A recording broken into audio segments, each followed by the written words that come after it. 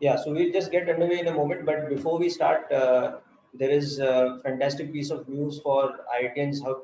All of us, students, teachers, and members of this family of IITians Hub today for you. Our top student, um, Ganesh Iyer, for this year's JEE Mains and Advanced. So our topper student Ganesh Iyer has secured 99.989 percentile in JEE Mains, which has happened in in February. The JEE Mains exams that has just happened in the previous month of February 2021. So the top student from our entire institute, Ganesh Iyer, he has secured a percentile of 99.989. So that means that his rank is in the top 11 out of 1 lakh students. And it is a tremendous result. We are still compiling the results of our previous, of our students, because the results have just started coming in from this morning. So there are many students who are above the 99.7 percentile range, and you will get a detail of pamphlet of all the results very, very soon on all the groups. But since this news has just come and it is an inspiration to all of us, it's an inspiration especially for you people, because it's the same six teachers who are teaching you, 6 to 8 teachers who are teaching you, who have taught Ganesh also. The same system. Ganesh and his batch have unfortunately have to go on online lectures in class 12th, which is the more crucial year. You have had online lectures in class 11, but their batch has had to suffer this pandemic and online lectures during class 12th, which is the most crucial time of their studies. And in that situation, with very few, offline physical doubt sessions for which they could come to the center, most of the lectures which have happened is online in this year for them. This batch has performed very, very well, and I'm just going to share the rank once again with you and explain the significance of that result to you in just a moment.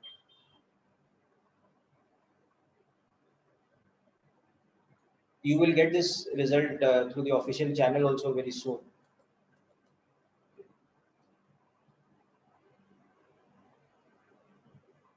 So our student Ganesh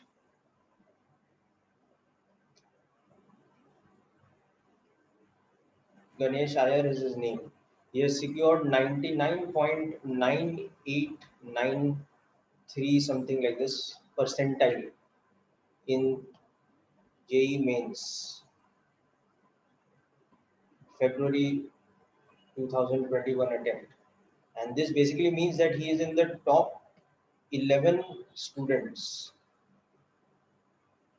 out of 1 lakh students. Okay. Out of 1 lakh students, his rank will be in the top 11 in his shift, because it is a computer based test, so it happens in multiple shifts. So each shift typically has something like 1 to 2 lakh students. So out of 1 lakh students, his ranking is in the top 11. So it is a tremendous result. It means that in JEE Advanced, like, it will translate to an excellent result. So anyway, that is congratulations to all of us. You are part of the same family of IITians Hub. Uh, so that is just a great piece of news I wanted to start today's lecture with. Okay, so anyway, let's now begin with the main topic for today. So we will continue with heat and thermodynamics today.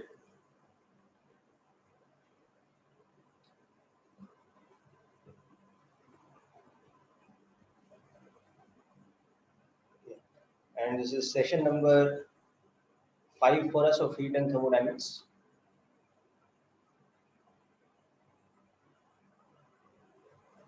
So in this session, we are going to discuss kinetic theory of gases and further chapters. But before that, I will just, since we have done calorimetry in the last lecture, we'll just do an example problem of calorimetry. So I'll just quickly take a recap of the things that we learned in calorimetry last lecture.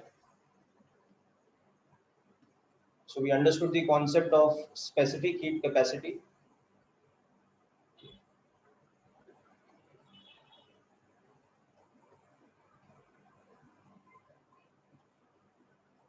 which is basically we denote it with the symbol S, and it is expressed in joules per kilogram Kelvin or calories per gram degree C, etc.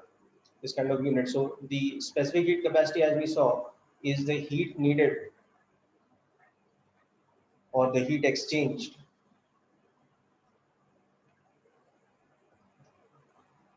per unit mass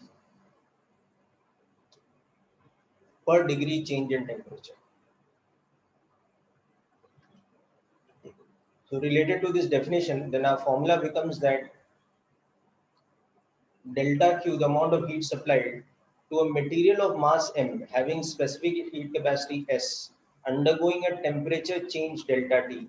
The relationship between heat exchange and temperature change is this. So m is the mass of the material, S is the specific heat capacity, delta T is the temperature change, and delta Q is the heat exchange. So this is the relation between heat and temperature when there is temperature change occurring due to heat exchange. Whereas the other thing that can happen on heat exchange we have understood was state change. So what we saw is that if state change occurs, so this is the relationship for heat exchange. Then we also saw there is latent heat. Okay. And it is latent heat of fusion or latent heat of vaporization. So this we denote with a symbol capital L, and it is expressed in joules per kilograms or calories per gram. Okay. So this is nothing but the heat exchange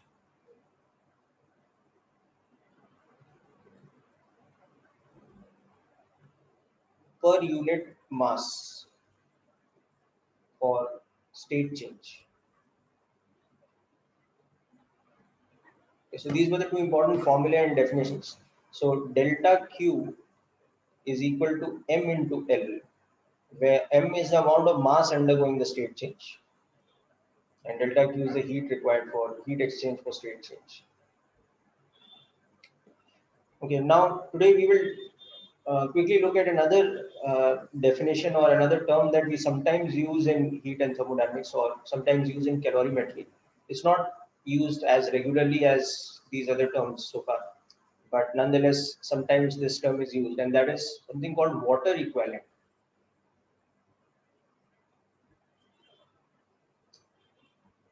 Yes, Josh, I've just spoken to your guardian about this. What you do is you drop me a WhatsApp message after the lecture is over, and I will send you the link and the notes of the first four lectures. However, don't worry, the main topic for today's lecture does not involve the first four lectures so much. It is going to be kinetic theory of gases, which we are going to study from the basics. So you will not have too much difficulty understanding today's lecture.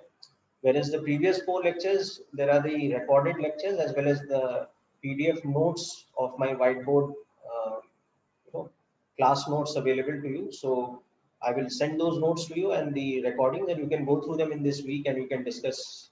Yeah, you don't need to take down the notes in so much detail because I'll be sending you the PDF notes of these whiteboard class notes. But what you need to do is whenever you're doing a numerical problem, you need to solve it yourself. So you should have pen and paper. You should make some basic notes, but you don't need to make fair notes because I'll be sending the PDF notes to you. More important is you have to pay attention in understanding what we are discussing, and also whatever questions we are doing, the numerical problems, make sure that you're doing on pen and paper very carefully yourself, each and every step. Okay, and if there's any doubt or anything that comes up, please communicate with me. Drop me a message immediately, like you're doing right now, and I will be explaining. So, all the students, this is the format that we follow. That if you have a doubt at any point of time during the class, drop me a message, and I will reply to your doubt and explain the whole thing again. So, welcome to the class. Yeah, that is fine. Thank you. That's perfectly okay. That's absolutely okay. That is why I send you the notes so that in the class you are not so busy in making perfect notes, but more busy in understanding and solving questions. Whereas you can complete the notes later or you can refer to my PDF notes, whichever be the case. Yeah, so now the other term I was telling you about, that we also define something called water equivalent of a material, of a body or a material. So it is expressed in grams or kgs. Okay. For example, we may say that there is a block of plastic, okay, having a water equivalent of, let's say, 50 grams. So now the question is, what do we mean by this thing? That what is the meaning of this term, that it has a water equivalent of 50 grams? What exactly we mean by this? So let's understand this. So this concept of water equivalent of a body or a material. Okay. Water equivalent is the equivalent mass of water, okay, that needs the same heat exchange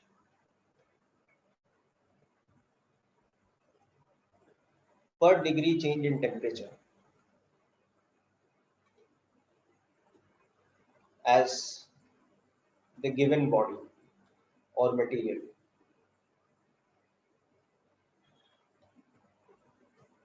Okay. So what we mean to say here is that if the water equivalent of this block is 50 grams, what it implies is that for the block, so for the given plastic block, okay, delta Q is some quantity into temperature change. That quantity C is called the heat capacity of the body.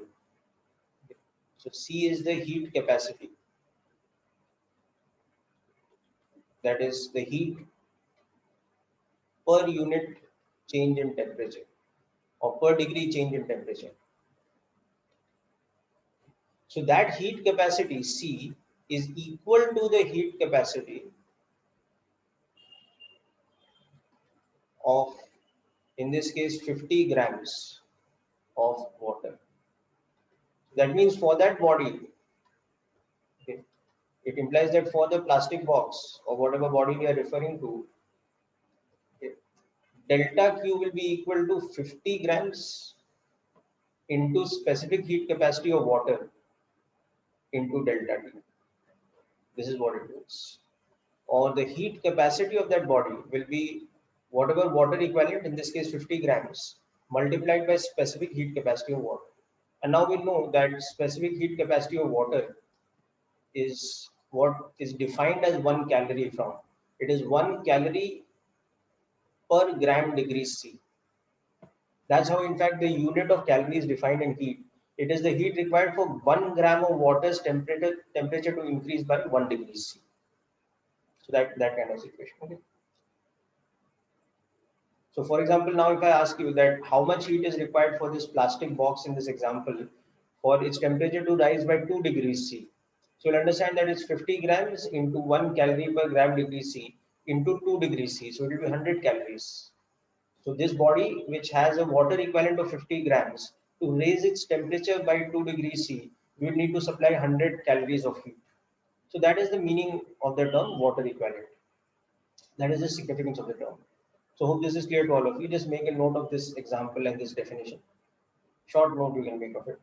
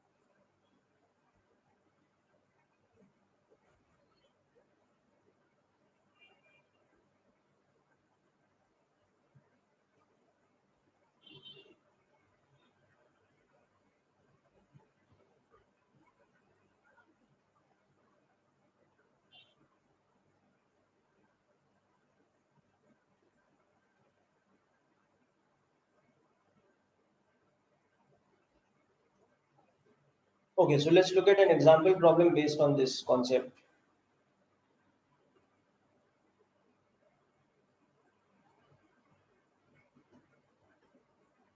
So in this, what we have is, once again, we have an insulated flask, let's say, double walled insulated kind of flask. There's no heat exchange with the surrounding.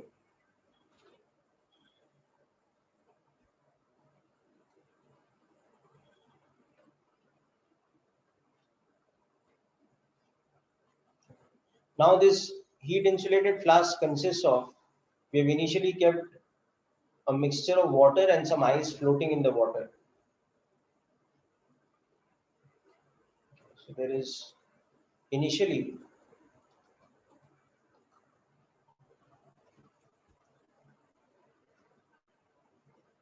a mixture of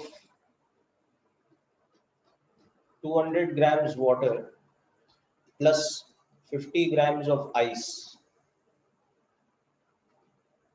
at 0 degrees C is inside the flask. Now we introduce a metallic block at a temperature of 60 degrees C is placed inside the flask. And after some time,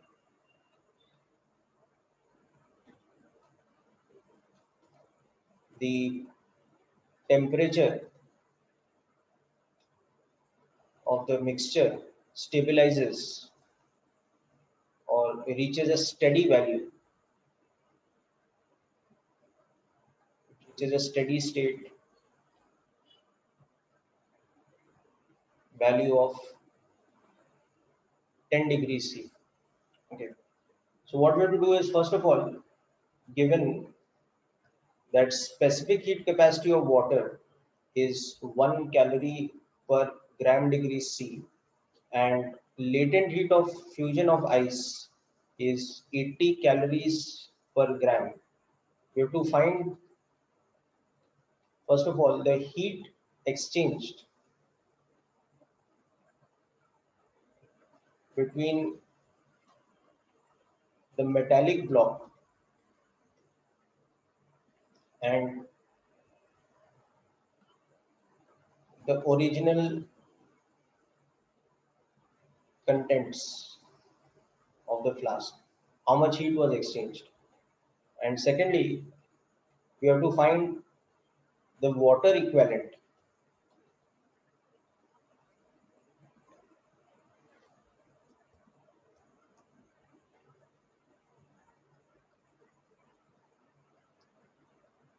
of the metallic block. How much is the water equivalent of the metallic block? So just try out this question.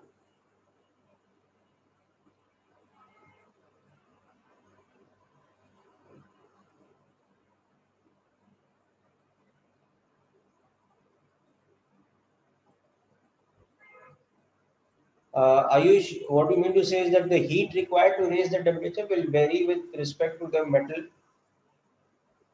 Yes, it will. No, because, yeah, yeah, it will, because the metal will also be absorbing heat. No? So not only whatever is inside the bottle, whatever liquid or fluid is there inside, not only that will be absorbing heat to raise the temperature, but the metallic body of the bottle will also be absorbing heat to raise its temperature.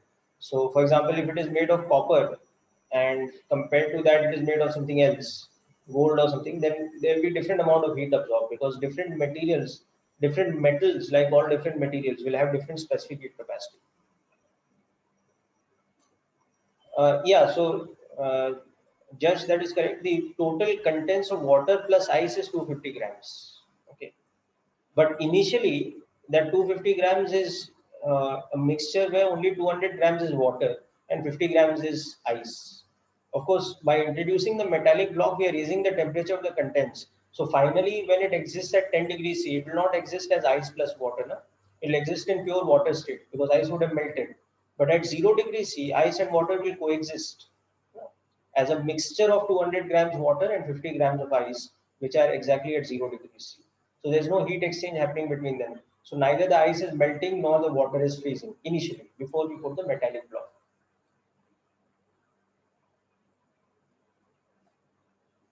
So hope this is clear. Yes.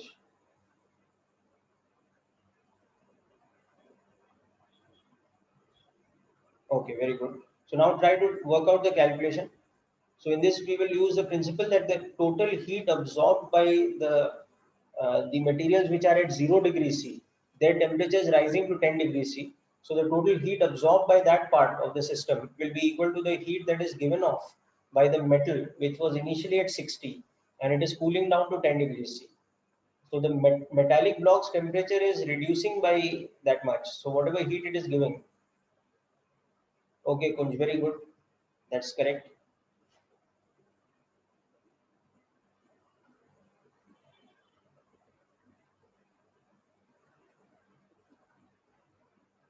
Okay, cool. So your first two parts are correct. Now I'll just add one third part.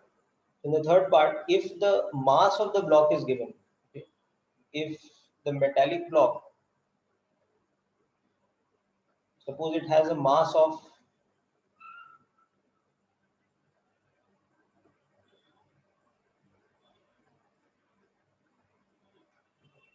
let's say it has a mass of 500 grams, then we want to find its specific heat capacity. The metal's specific heat capacity, that quantity also we want to find out.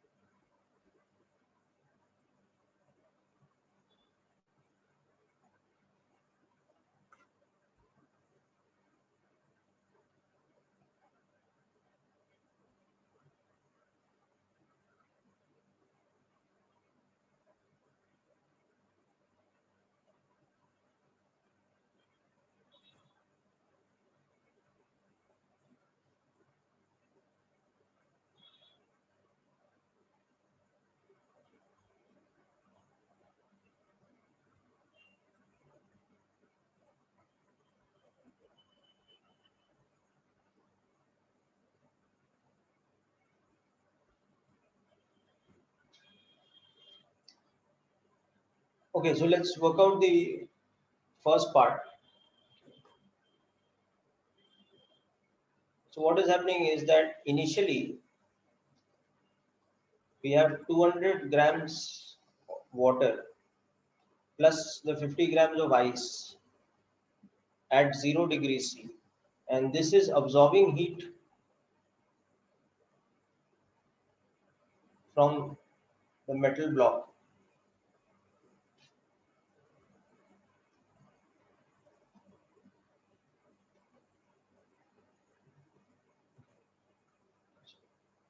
To become water at 10 degrees C. This is the equilibrium temperature, equilibrium or steady state temperature.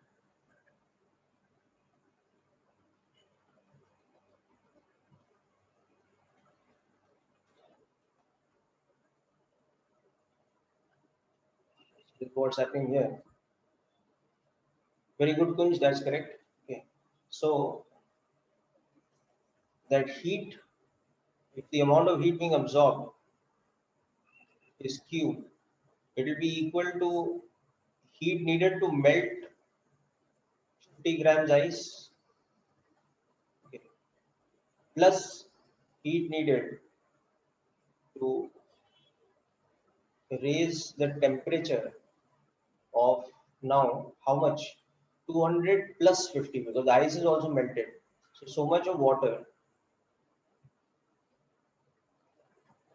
from 0 to 10 degrees. Okay. So this will be mass of the ice into latent heat of ice plus now total mass of water after the ice is melted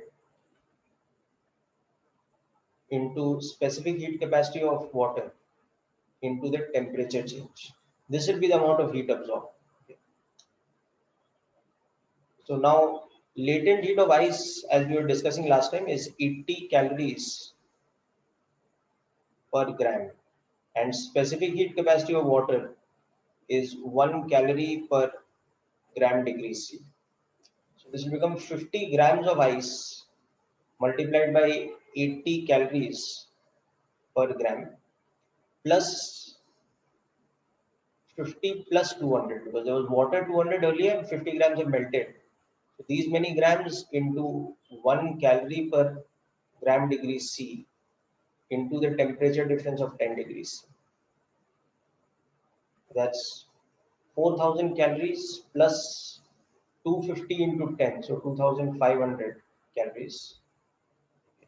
So state change, as you can see, is taking 4000 calories, and then the temperature change from 0 to 10, that is taking 2500. So total of 6500 calories of heat is supplied. This is the heat absorbed by the mixture from the metallic block.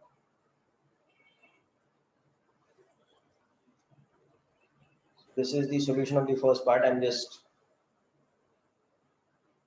leaving it here for you to work out. Make sure each and every step is clear. Yes, just that's very good. That's correct.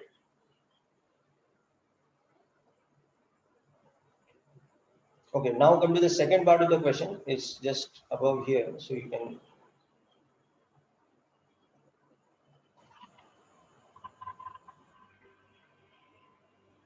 read the question and understand. Okay. Yeah. Now, one thing, you don't need to memorize the value of specific heat capacity of water and latent heat of ice. It will always be given to you in the question in the exam. Here, just because I've used it in the previous lecture a couple of times, so I did not give it to you, but it will always be given to you. Yeah, I'll show the question. Just a minute.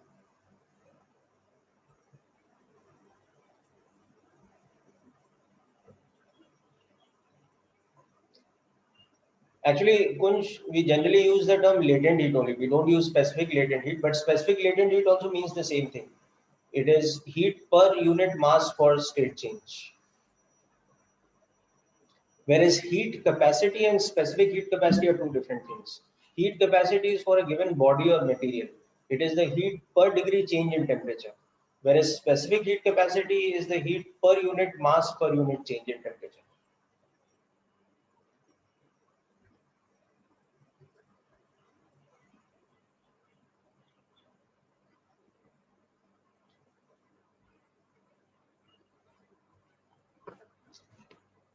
Okay, now let's come to the water equivalent of no. So for second part, we don't need the specific heat capacity because see, we already know the amount of heat that has got exchanged. No? How much heat the metal has given off? That is 6500 joules only. No? So for that, we can see that for the metallic block, okay, the temperature change is final temperature 10 degrees C minus initial temperature. So minus 50 degrees C. So it has cooled down. So the metallic block is cooled down by a temperature of 50 degrees C by change in temperature. Okay. So the heat, okay, and we have seen, and the heat liberated by it, okay, that was absorbed by the mixture of water plus ice, because it was inside an insulated vessel. So the heat given off by it cannot escape to the outside environment. So what is happening to the heat it has given? It has got absorbed by the water plus ice. So that delta Q for it is equal to minus 6500 calories. Again, why a minus sign? Because it has given off that heat. It is not absorbed. So the temperature change for it is minus 50. Okay. So you can see, therefore, its heat capacity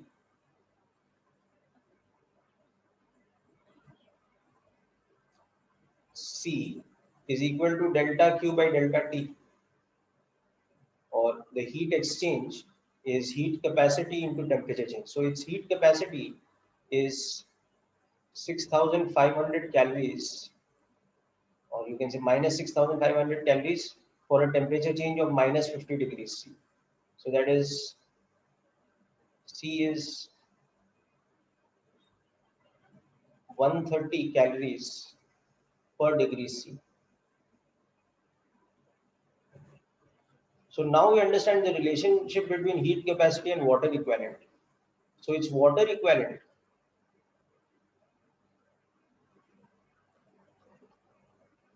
it is nothing but the mass of water with heat capacity equal to C. That means M into specific heat capacity of water should be equal to this C. So water equivalent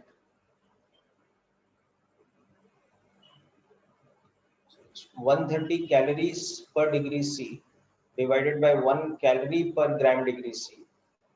So interestingly, you can see that the water equivalent is the same thing as the heat capacity in calories. The equivalent in grams becomes the same. Whatever is the heat capacity in calories per degree C, that becomes nothing but the water equivalent in grams. So if a body or material has X calories per degree C as the heat capacity, then its water equivalent automatically becomes X grams. The reason for that is the heat capacity is value. Yes, that's very good. That's correct. Okay. So now the final part of the question was that given the mass of the metal, you have to find the specific heat capacity of the metal.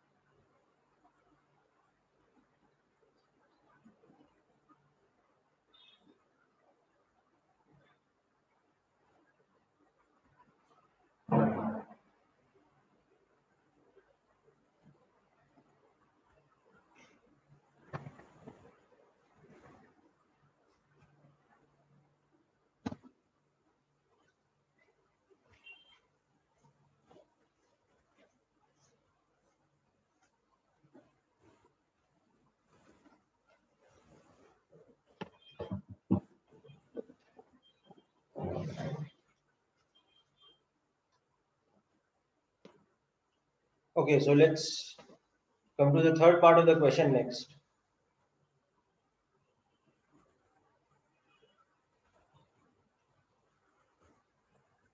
So third part is given to us that if the metallic block has a mass of 500 grams, Then we want to find its specific heat capacity. So mass is 500 grams. Heat capacity we already found out. It was 130 calories per gram, sorry, per degree C. So from that we can find out the specific heat capacity. Okay.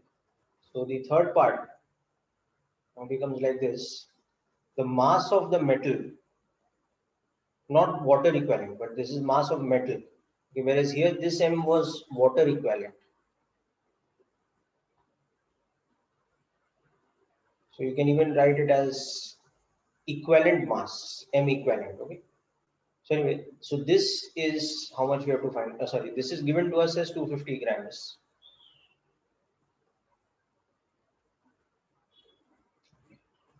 This mass is given to us as this much. Okay. So now the specific heat capacity C will be mass of the metal into specific heat capacity of the metal.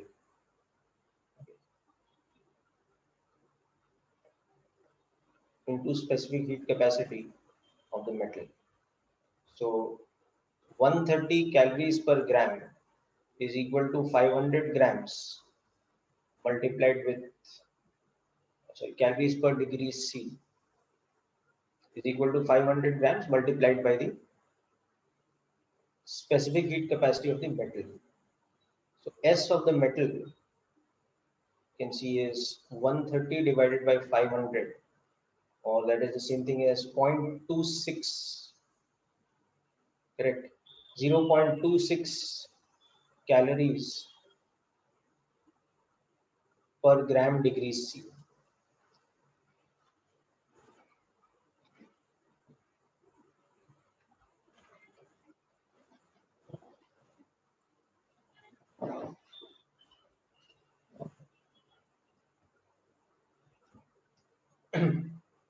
So yes, Kushal, this is the answer you had got. Sorry, Kunj, this is the answer you had got.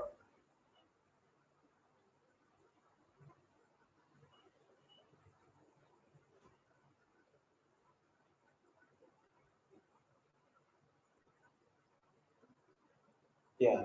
So you must have used the same method, no?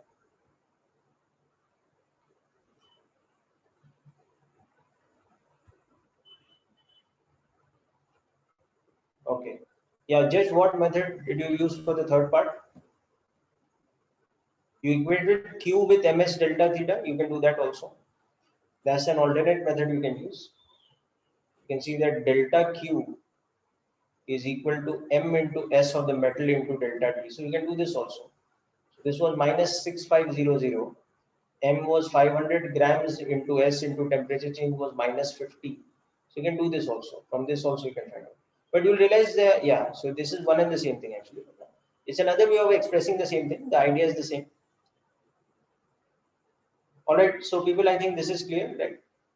So as you can see, calorimetry is a very simple section of heat and thermodynamics, which is to do with the use of these two definitions: specific heat capacity and heat capacity when there is temperature change occurring, and latent heat when there is state change occurring. And this kind of principle that within a heat insulated flask or heat insulated container, if there are two materials at different temperatures and we allow them to exchange heat and reach a final equivalent, a final equilibrium state, then the heat supplied by one of them will be equal to the heat absorbed by the other one. That's the principle of calorimetry. Okay.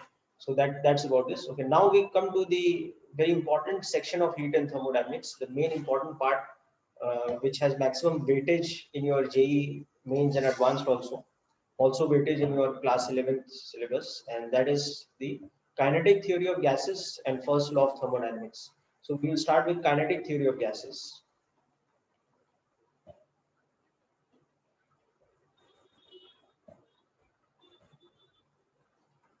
So this is a very conceptual and very important part of heat and thermodynamics for us.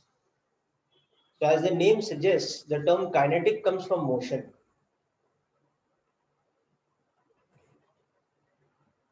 So this is, so kinetic theory of gases, in short we call it KTG. Kinetic theory of gases is, you can say it is a physical model for the behavior of gases or the physical properties of gases, we can say,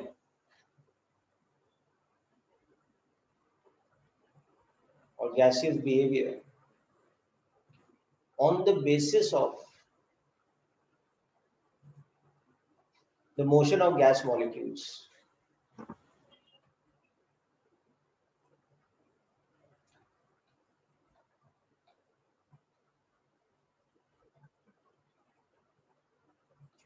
Hence the term kinetic. Kinetic has to do with motion. So it explains the behavior or the physical properties of gases in various different situations and uh, processes on the basis of understanding the motion of gas molecules. Okay. So, like any physical model or any sort of explanation on the basis of physical properties, there are always some assumptions that we make about a given system. So, like that, in kinetic theory of gases, we make assumptions about the system of a gas or what is called an ideal gas. So, let's start by understanding the assumptions of the kinetic model of an ideal gas.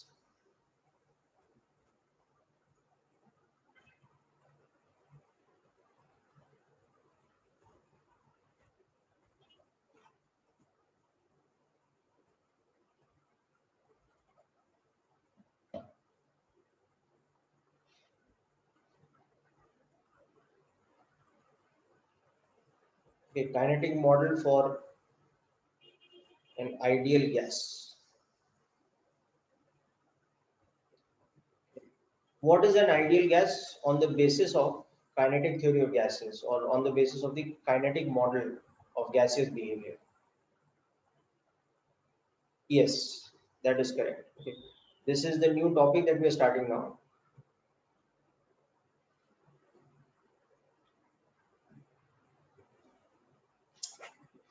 So assumptions of the kinetic model of an ideal gas. So these are based on laboratory observation of the behavior of ideal gas in various situations. So the first one, very important, is that gas molecules occupy a very small fraction of the actual volume of a gas.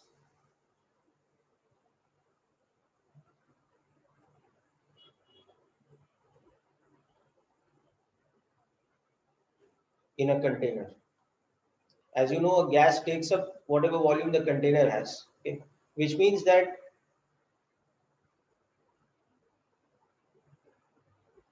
the empty space between molecules is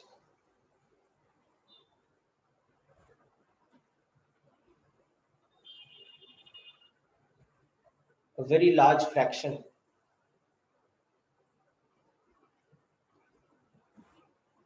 of a gas's volume. It means that most of the volume of the gas is empty space. The actual molecules occupy a very tiny fraction of the volume that the whole gas is occupying of the given container. Okay. So this, as you know, is a very well-known fact that the molecules are very loosely packed in a gaseous material, whereas compared to that, they are more tightly packed in a liquid, and compared to that, they are very tightly packed in a solid material, where the molecules can't really move about because they are bonded to each other very strongly by intermolecular bonds.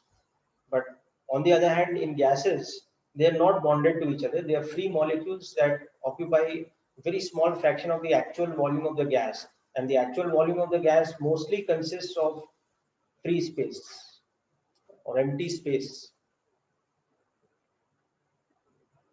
Okay. So this assumption actually explains the second assumption, which we are going to discuss next, that gas molecules do not influence each other or do not apply any intermolecular attractive force on each other. They are completely free of each other. They move about in free random motion, only making elastic collisions with each other. So gas molecules are free from intermolecular bonds or attractive forces.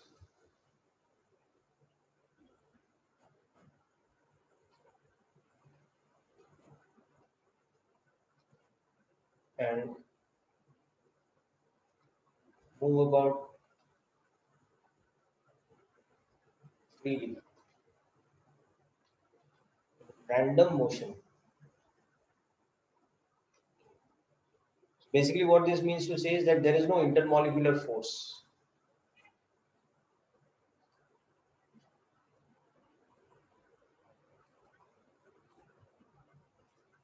or no intermolecular interaction.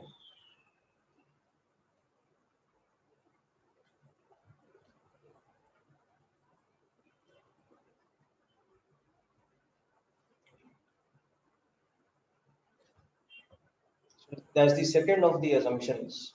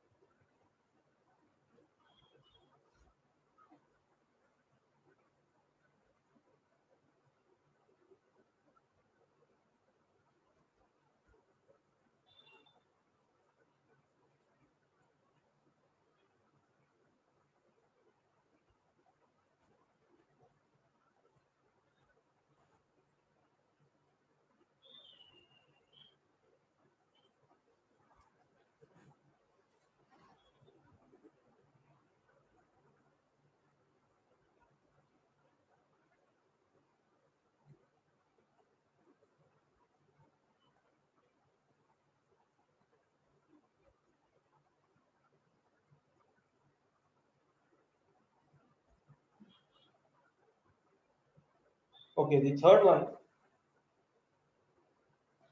that all collisions,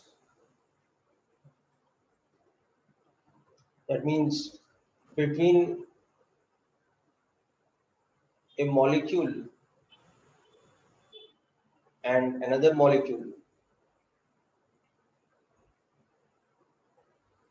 okay, or between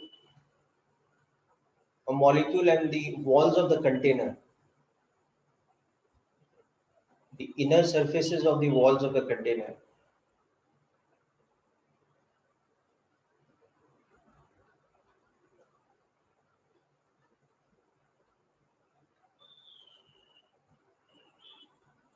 All such type of collisions,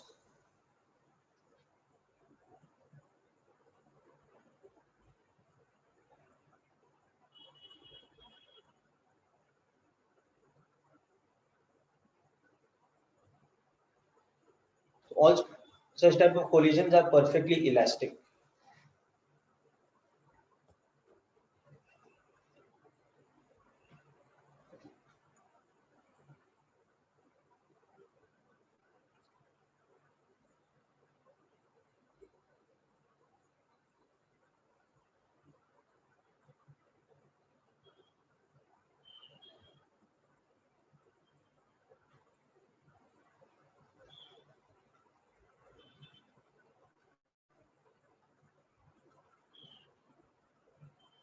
So what we mean by perfectly elastic is that there is zero loss of kinetic energy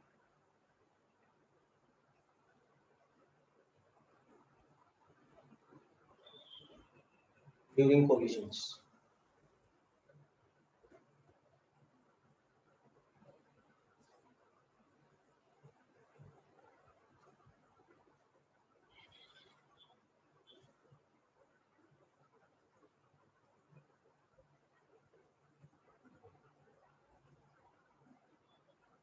Yeah, I'll scroll up, Ayush.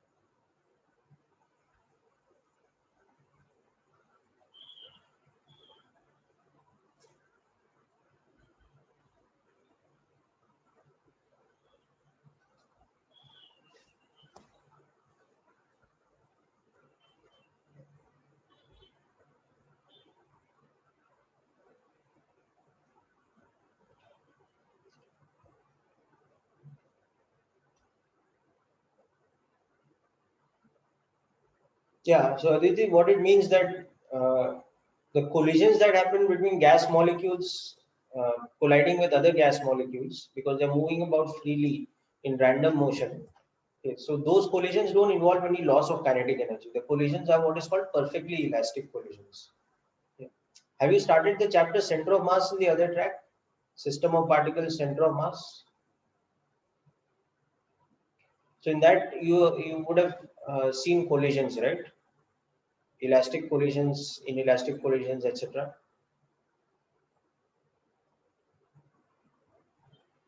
Yeah, just I'll explain the second point also. Yeah, Aditi, have you done collisions in center of mass chapter or system of particles chapter?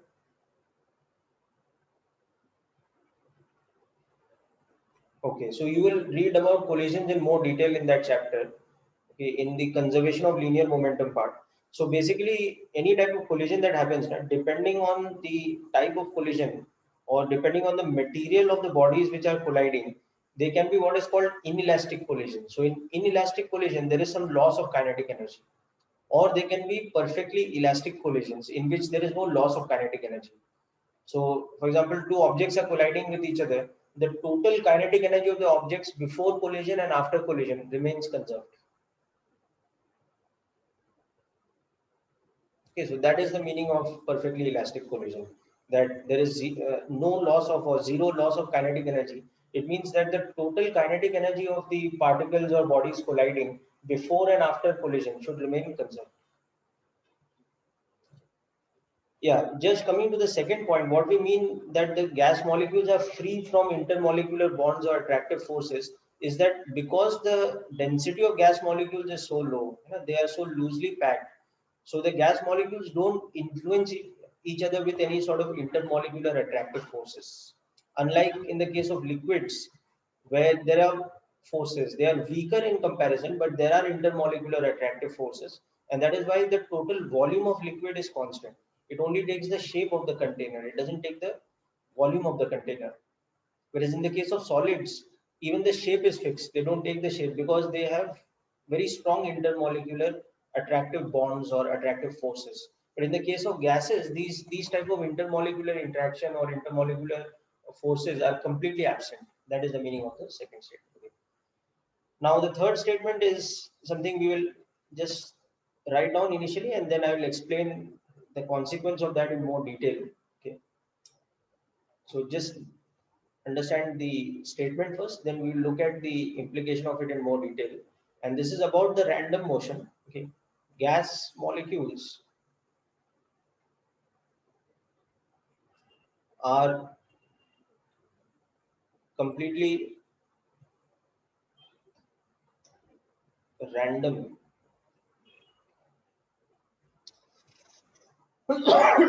in their motion.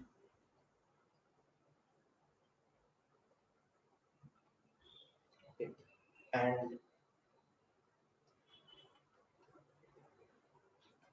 follow the principle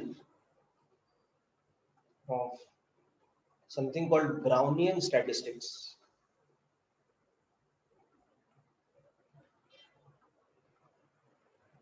or what we call in short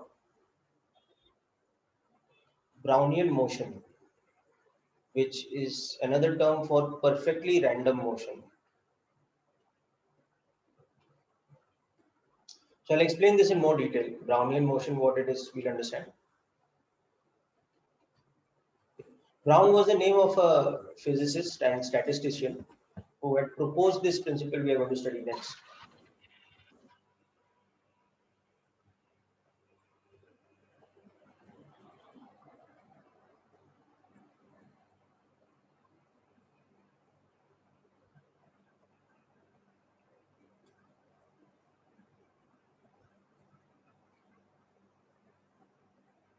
Okay, so we are going to understand more about Brownian motion in just a moment.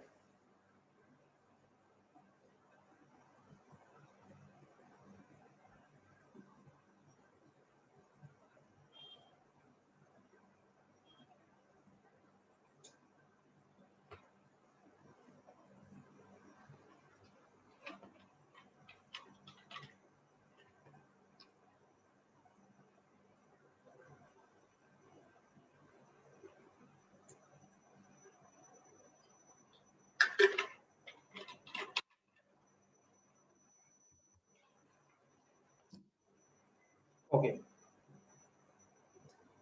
So Brownian motion or perfectly random motion. Let's understand what that means. Just a moment, people.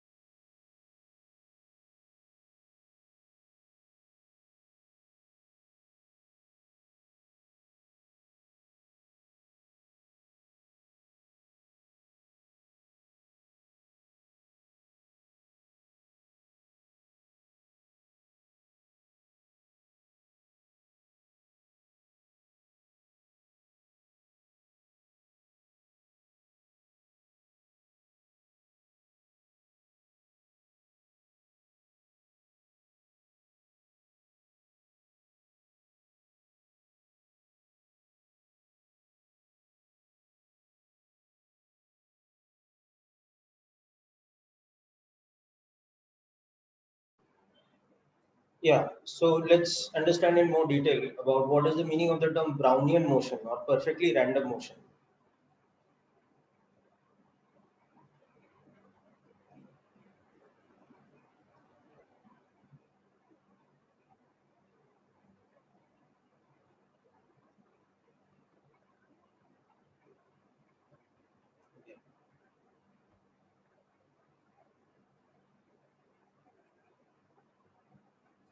So this term basically means that the motion of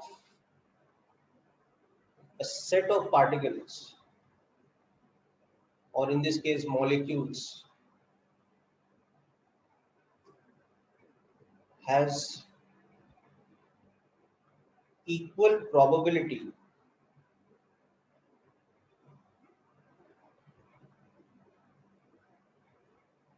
in all directions. Okay. So what that basically means is that, for example, suppose I take an example of a two-dimensional Brownian motion. So as an example of that, I take a situation where I have, let's say, a football field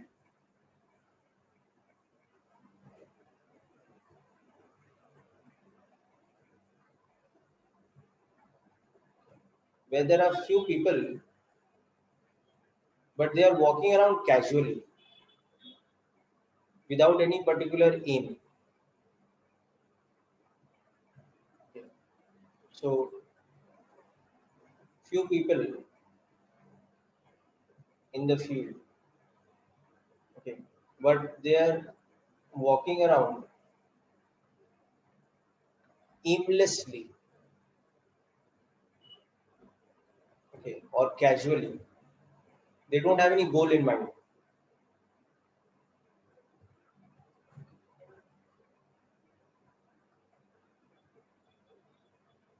So what that means is that in the two-dimensional space, if I randomly pick up one of the people and calculate that person's instantaneous velocity, it has equal probability to be in any of the directions within the two-dimensional space. Okay. So if the motion is perfectly aimless or casual, if it is perfectly random, or what we call Brownian motion, okay, then it means that first of all, if we randomly select a person on the field, then the probability for his or her direction of motion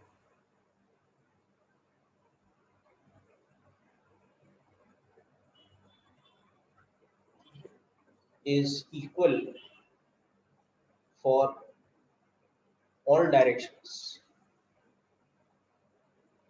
in the xy plane.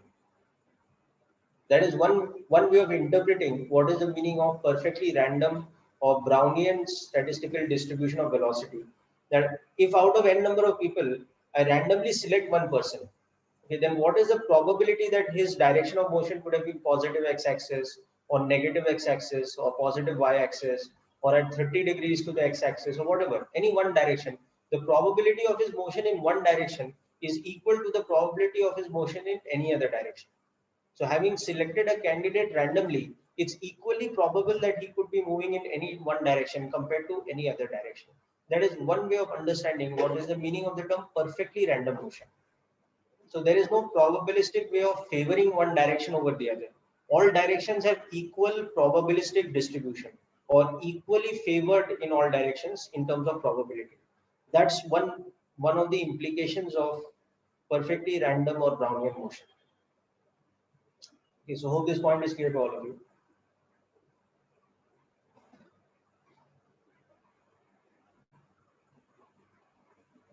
Now, the second way of interpreting this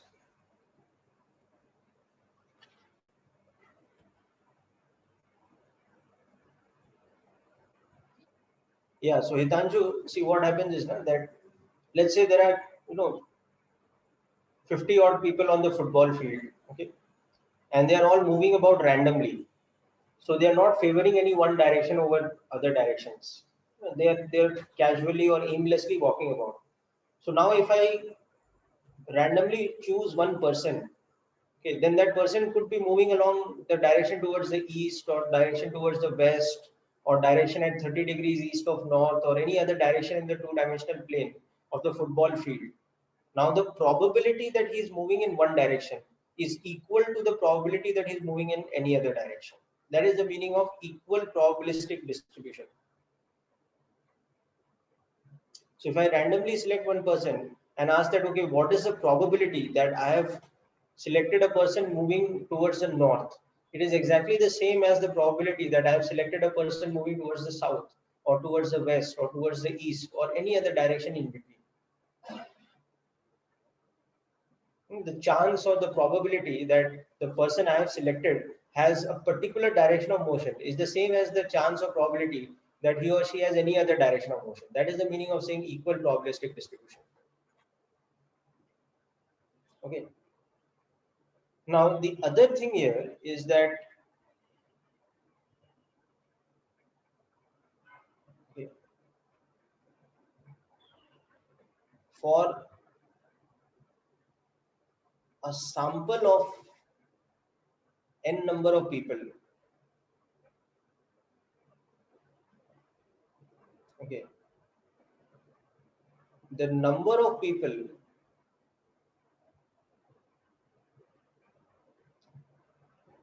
moving in any one direction is equal to the number of people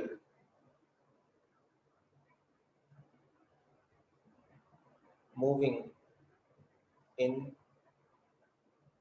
any other direction. Okay. Now this second property also I'll explain with another example.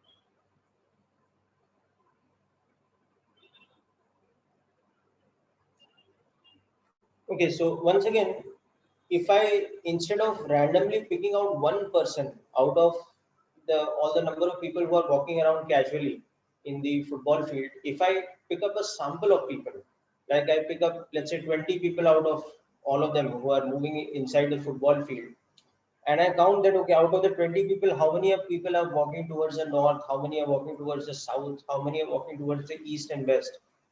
So if the motion is perfectly random, then the distribution should be equal in all directions. So if n number of people were moving towards the south, then exactly the same n number of people would be walking towards the north, or the same n number of people would be moving in any other direction. So for a perfectly random distributed system of velocities, okay, the probability of moving in any one direction is the same as probability in any other direction. Therefore, out of the full sample set of n objects or n people or whatever, the number of particles or people moving in one direction will always be balanced by the number of people moving or walking along any other direction. That's another way of interpreting the Brownian motion concept. Okay. So this second point I'll explain with another example. Imagine smoke coming out of a chimney. Okay. So suppose we have smoke coming out of a chimney. Now the suspended particles in the smoke, they are not in Brownian motion, because if you do a random check about the velocity vectors, they will not all be having exactly vertical velocity. They will be having slightly different velocities like this. But the number of particles having upward velocity will dominate over the number of particles having velocity in any other direction, because the smoke generally is moving in the upward direction. So for smoke coming out of the chimney, okay, the motion is not Brownian.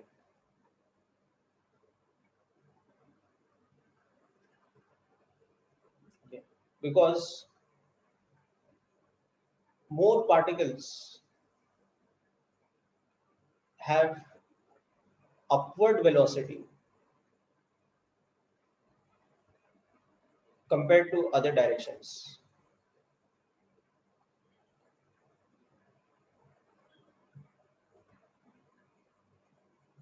Okay, so it's not a Brownian motion.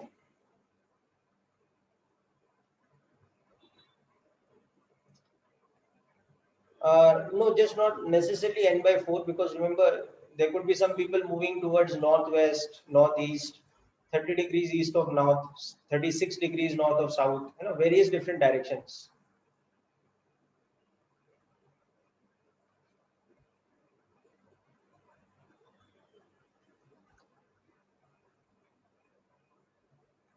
Yeah, if there was only four possible directions, then what you're saying is correct. Suppose the football field is divided into grid. So the people can only walk in perpendicular directions. They cannot walk randomly in any direction. So instead of a football field, it is like a grid. It's like a graph paper, yeah, in which each person has only four possible directions possible: north, south, east, and west. And then you have a random set of people walking in that. Then yes, what you're saying is correct. Then one fourth of the people would be moving towards the east, one fourth towards the west, one fourth towards the north, and one fourth towards the south. That is correct. Now, as opposed to this example of smoke coming out of a chimney, now consider a situation that inside a glass container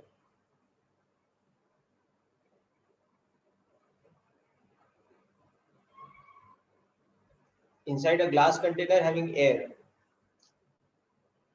you have generated a tiny amount of smoke for a little bit of time. So eventually what happens, that mixes up, okay, or there's a small amount of colored gas, small amount of colored gas from some reaction, some type of chemical reaction is generated inside a glass container. So what we see is that immediately the colored gas or the color spreads evenly. You don't see it just going up like smoke. So why that happens? Because there is random motion. random or Brownian motion of the molecules.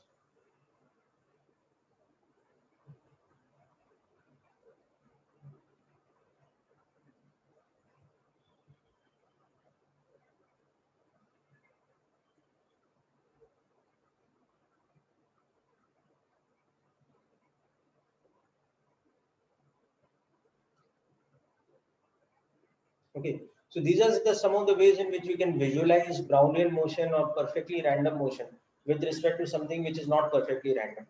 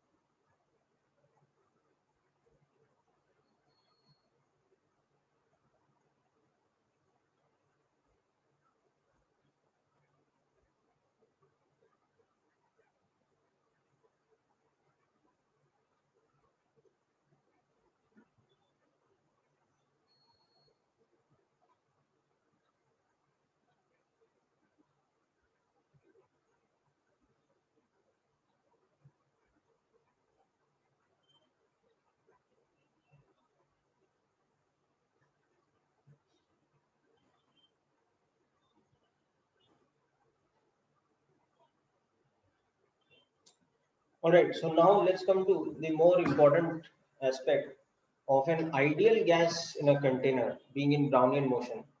What are the mathematical derivations we can do about the gas molecule's motion, given that it is supposed to be perfectly random? So now when we consider ideal gas molecules in Brownian motion,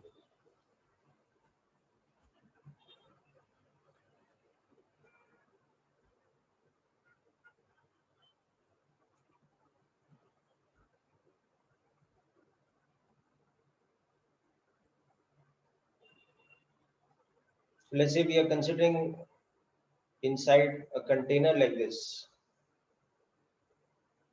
Obviously, the number of gas molecules is huge, because it's of the order of Avogadro's number. Even if we have just a few moles of gas inside a relatively small container, we have virtually infinite number of molecules because Avogadro's number is such a large number. Avogadro's number 6.022 into 10 raised power 23. So we have literally infinite number of molecules even in a small space. But remember, they are so loosely packed in the case of an ideal gas that they don't apply any sort of intermolecular force of attraction on each other. And their motion is completely free. It is completely random because it is free from any sort of intermolecular interaction or any type of intermolecular attractive influence is not happening. So the velocity vectors of the gas molecules, they are randomly distributed. So if I randomly pick out a gas molecule, there is equal probability of its moving in any direction. It does not favor one direction over the other. It has equal probability of moving in any direction within the three-dimensional space. So this is the three-dimensional case of Brownian motion. This is a three-dimensional Brownian motion. So if we take the three-dimensional space as our XYZ system, then for any molecule, in general, the velocity vector will have the three components, Vx I cap plus Vy j cap plus Vz k cap. Okay. And remember, Brownian motion means there is equal probability of velocity in any one direction compared to any other direction. So there is equal distribution of the velocity between the three components Vx, Vy, and Vz over the very large sample set of gas molecules. So that means the mean velocity, the average or mean velocity. So how do we calculate average of any quantity? Summing up the value of velocity for all the n particles, okay, and dividing by the total number of particles, or in this case molecules, where N, capital N, is the total number of molecules. Capital N is in fact small n into Avogadro's number, where small n is number of moles. So when we do this thing, it will come out to be what? It will come out to be zero. Why it will come out to be zero? Because remember, the distribution is equal in all directions. So some of the gas molecules will have positive Bx, some will have negative Bx, some will have positive By, some will have negative By. And the probability of positive or negative Bx and By and Bz is equal for all of them. Okay. So when we sum them up, because Vx, Vy and Vz are algebraic quantities, so the average will have to come out to be zero. Okay. So this is happening because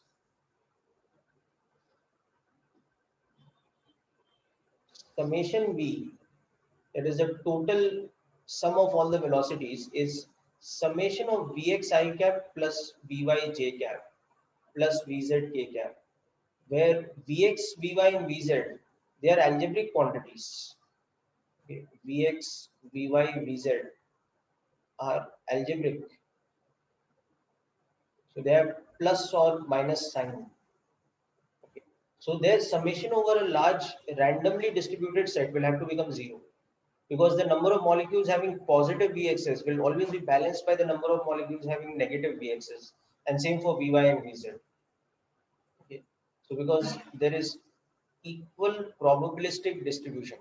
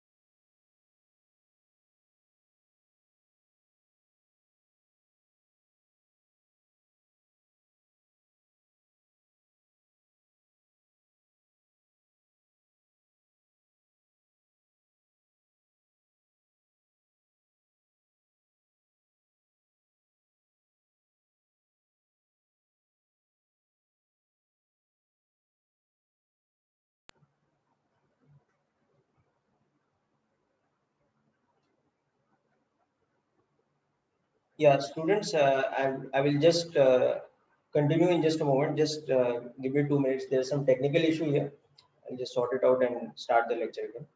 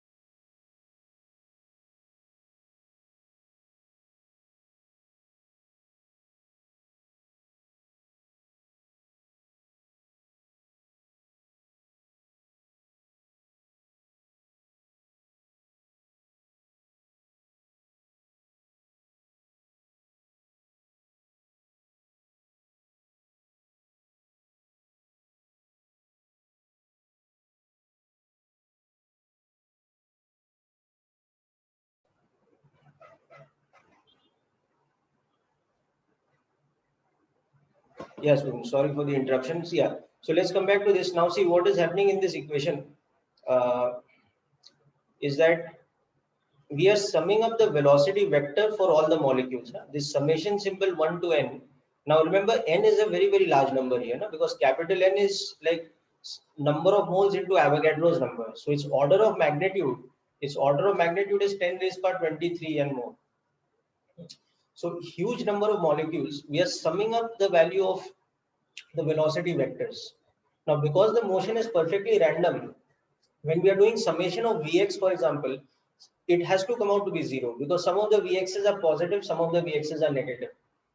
Similarly, when we are doing summation of Vy, because Vy is an algebraic quantity, it has plus minus sign and the distribution is random. So the summation has to be zero. So I'll just give you an example of this that, for example, if we have, let's say, five numbers, -2, -1, 0, +1, and +2. Okay, what is the sum of these five numbers? Because they are algebraic quantities now. The sum comes out to be zero. So if I ask you what is their average, it comes out to be zero.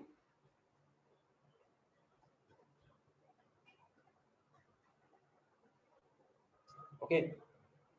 So like that, now each of the components of the velocities, Vx, Vy, and Vz, they are positive and negative quantities. No? So when we sum them up, their average will come out to be zero.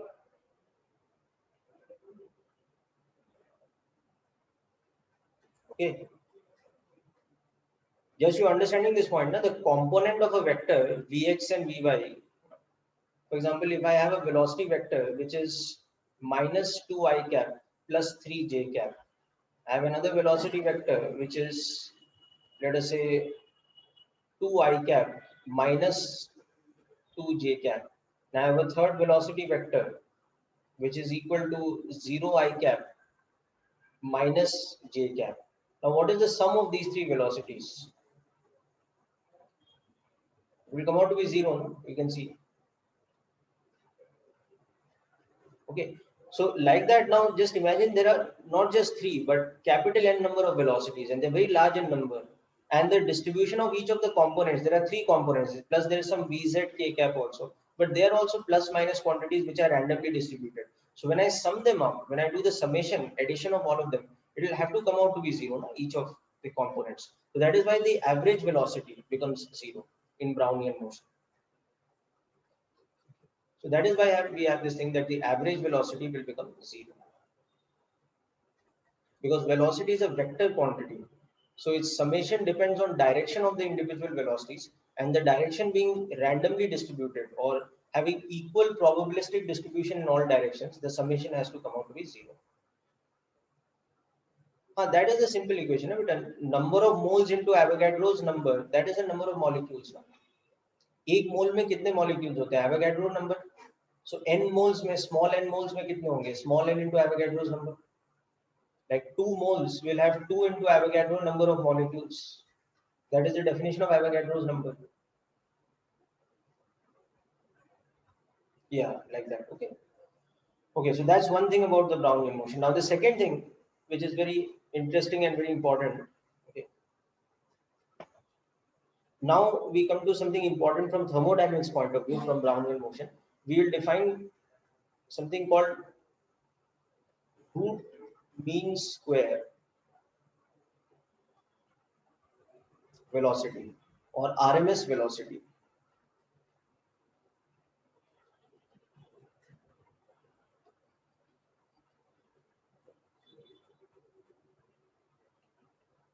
Or VRMS. Now, many of you would have seen this in chemistry also, in thermodynamics, the concept of RMS velocity. So first let us understand what is the meaning of the term root mean square. Root mean square of any parameter, let's say x. Okay, so what is x RMS? It is square root of mean value of x. Okay, sorry, square of mean value. So this means mean or average. Okay. So This means mean or average of x square. So in other words, this becomes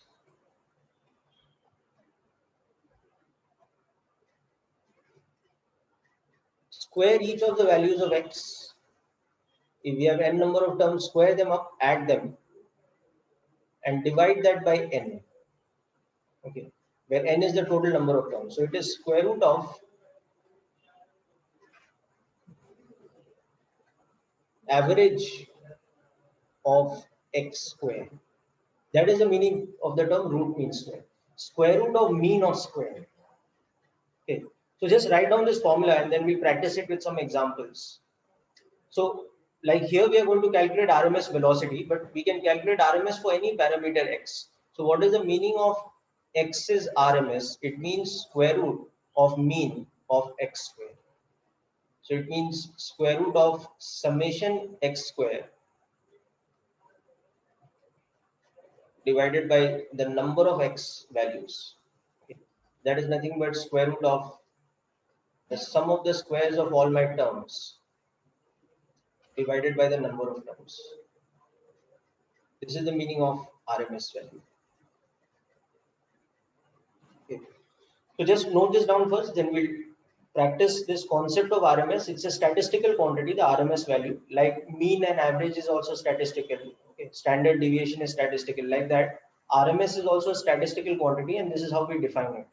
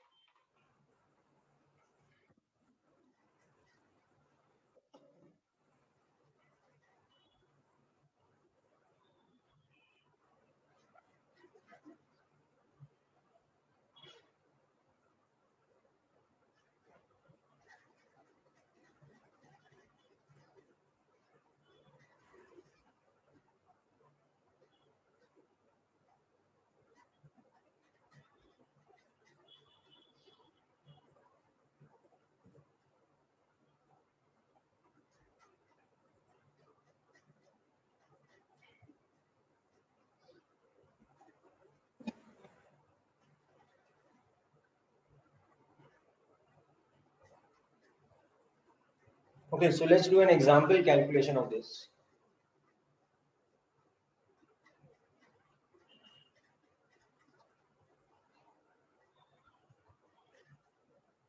So calculate the root mean square value of the following set of integers. So let's say x1 is 0, x2 is plus 2, x3 is minus 1, x4 is minus 2, x5 is plus 3. Okay.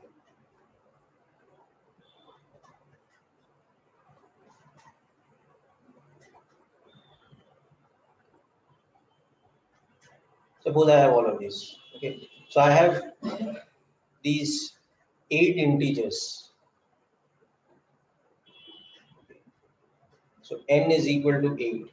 And I want to find x RMS.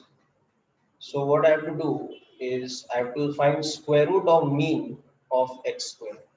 So that is square root of summation x square from 1 to 8 divided by 8. So that is square root of x1 square plus x2 square, like this, going up to the last term in my series, which in this case is 8 numbers.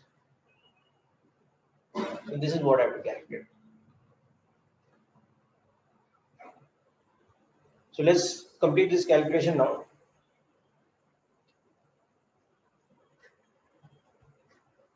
So it is square root of 0 square plus 2 square plus 1 square plus 2 square plus 3 square plus 1 square plus 1 square plus 2 square divided by 8. So that is how much? 5 plus 4, 9 plus 9, 18 plus 20 plus 4. So 24 by 8. So it's coming out to be root 3. So approximately 1.732. This is the same value you people have got.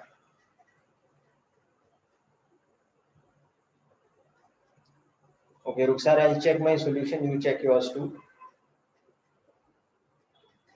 4 plus 1 plus 4 plus 9 plus 1 plus 1 plus 2. 9, 15 plus 2. So 22 is so plus 4. Yeah, it seems to be correct. Yes, it's correct. Okay. Whereas, very interestingly, if I ask you what is separately from this, what is average value of x? Okay, or then that is going to give us a different thing. Okay. Average value of x or mean value of x, that is going to be summation x divided by the number of terms. So that is going to be x1 plus x2 plus going up to the addition to x8 divided by 8. So that in this case will become like this.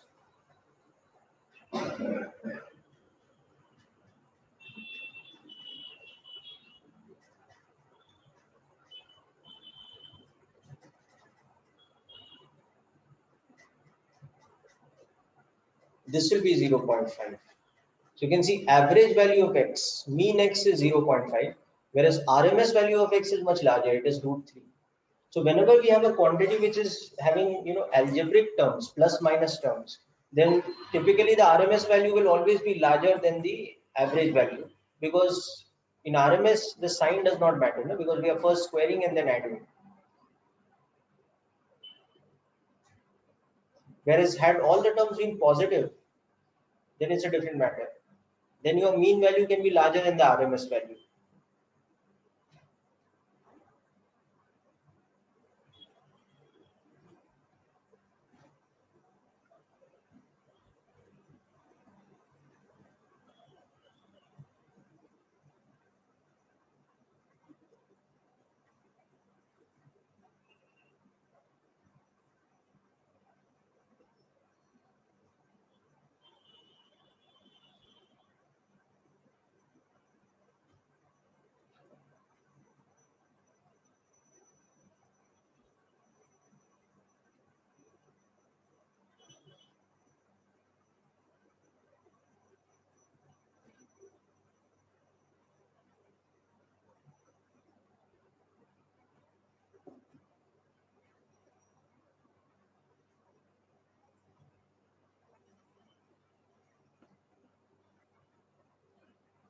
Okay, so I hope this example is clear to all of you.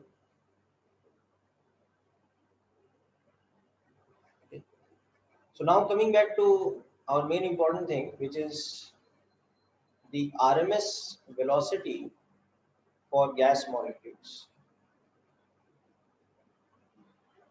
okay, which are in, remember, Brownian motion. So this is going to give us a very interesting property about gas molecules. So let's start with the definition of RMS velocity.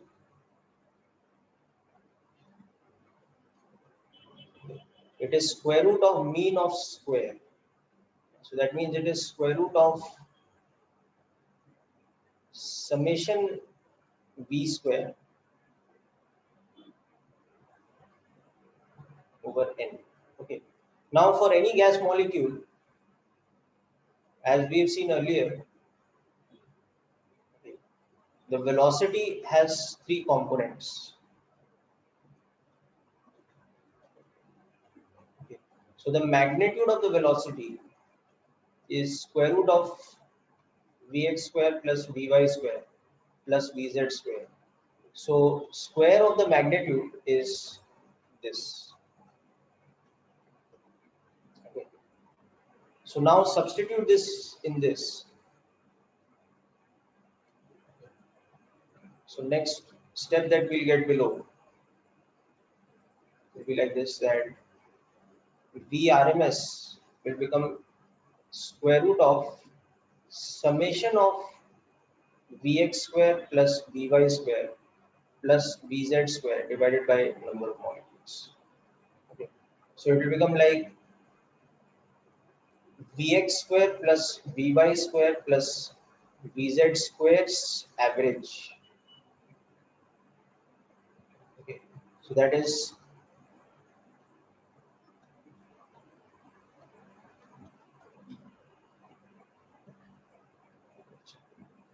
okay, because average of A plus B plus C is the same thing as average of A plus average of B plus average of C.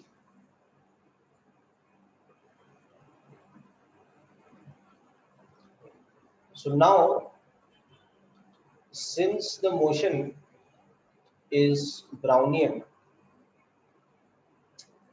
Vx square's average will be the same thing as Vy square's average, will be the same thing as Vz square's average.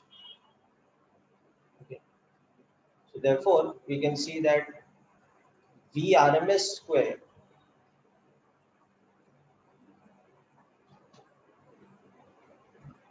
is the sum of the squares mean of these three.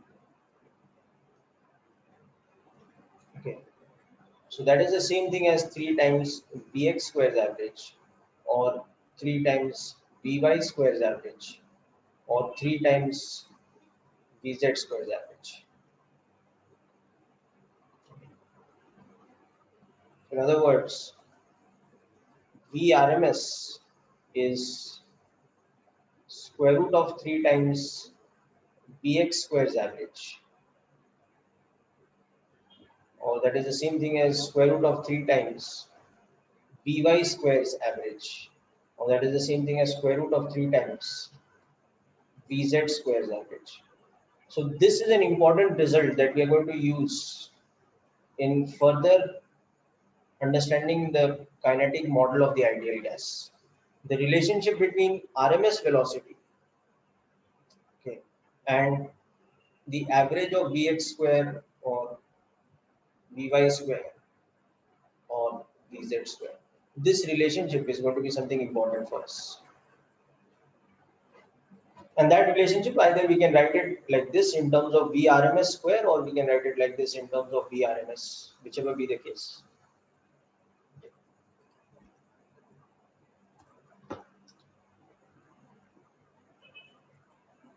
So I will just minimize this for you a little and we'll continue.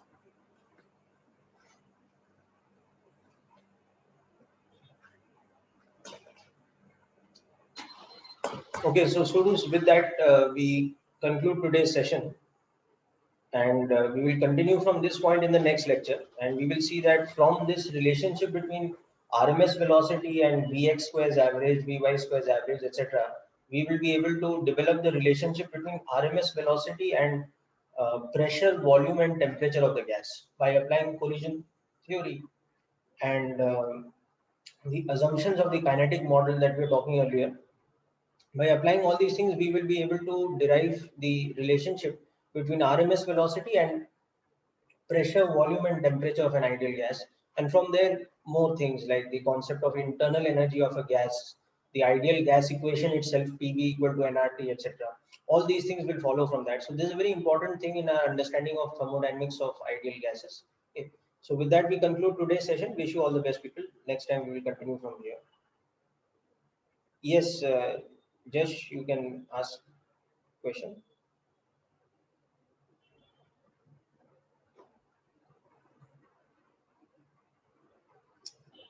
Uh, Jesh, I will send you the link of the this thing, right?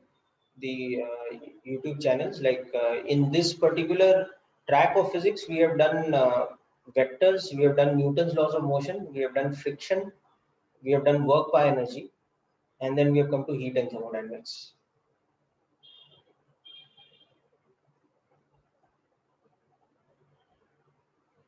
Okay. So that's it, people. Wish you all the best. That's it for today's session.